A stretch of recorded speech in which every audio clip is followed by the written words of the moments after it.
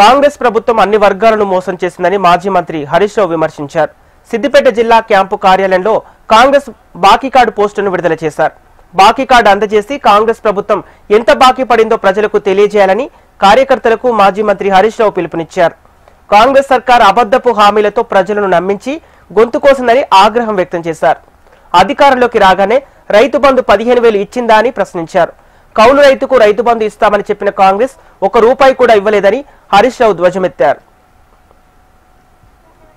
ఈ బాకీ కార్డు ప్రతి ఇంట్లో రేపు ముట్టాలి, ప్రతి ఇంట్లో చర్చ జరగాలి. కాంగ్రెస్ మోసాలను, కాంగ్రెస్ దగాను మనం ఎండగట్టాల్సినటువంటి అవసరం ఉంది. కాంగ్రెస్ చేతిలో మోసపోని వర్గమే లేదు. ఎన్ని చెప్పిండ్రు ఆ రోజు?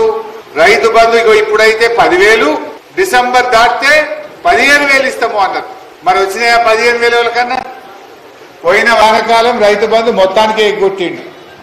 పోయిన యాసంగిలో 3 ఎకరాలకు ఇచ్చిండు, మిగతా వాళ్ళందరికీ ఎగ్గొట్టిండు. ఇప్పుడు పంచాయతీ ఎన్నికలు ఉన్నాయని చెప్పి 12,000 ఇచ్చిండు, మీద 3,000 ఎగ్గొట్టిండు. ఎగ్గొట్టిండా లేదా? అంటే ఇలా ప్రతి రైతుకు కాంగ్రెస్ పార్టీ 75,000 రూపాయలు రైతు బంధు బాకీ పడ్డది. మనం యావరేజ్ ఏంటంటే 4 ఎకరాలు తీసుకుంటే ప్రతి రైతుకు పోయిన వానకాలమి, యాసంగి, ఈ వానకాలంలో కూడా 3,000 ఎగ్గొట్టిండు. అంటే ఒక్కొక్క రైతుకు 75,000 రూపాయలు కాంగ్రెస్ పార్టీ రైతులకు బాకీ పడ్డది. అదేవిధంగా రైతులకు ఆ రోజు ఏం చెప్పిండ్రు? రైతుకి ఇస్తాం, కౌలు రైతుకి ఇస్తాం, ఇద్దరికి ఇస్తాం. ఒకరికిచ్చి ఒకరికి ఎగ్గొట్టుడు మాకు తెలియదు. మాకు అట్లాంటి పద్ధతి లేదు.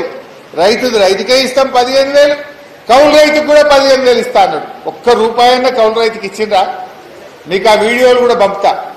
రేవంత్ రెడ్డి అన్నాడు, రైతుకిచ్చి కౌలు రైతుకి ఎగ్గొట్టాం, కౌలు రైతుకిచ్చి రైతుకి ఎగ్గొట్టాం, ఇద్దరికి రైతు బంధు ఇస్తా, 15,000 ఇస్తా, 2 పంటలు కాదు 3 పంటలకు ఇస్తా అన్నాడు. అలేదా? 2 లేదు 3 లేదు, మొదటికే మోసం పెట్టిండు. కరోనా వచ్చినా మన కేసీఆర్ గారు ఎమ్మెల్యేల మంత్రుల జీతాలు బంధు పెట్టిండు తప్ప రైతు బంధు పెట్టలే కేసీఆర్. కానీ రేవంత్ రెడ్డి పోయిన వానకాలం ఎగ్గొట్టిండు, యాసంగిల 3 ఎకరాలకే ఇచ్చిండు, ఇప్పుడు కూడా 12,000 ఇచ్చిండు. దీన్ని దృష్టిలో పెట్టుకోవాలి. అన్ని అబద్ధాలే. అప్పుడు ఏమన్నారు? పెద్ద పెద్దోళ్ళకి ఇచ్చిండు కేసీఆర్ అన్నాడు. మరి ఇప్పుడు రేవంత్ రెడ్డి ఏం చేసిండు? అందరికి ఇచ్చిండు ఆయన కూడా.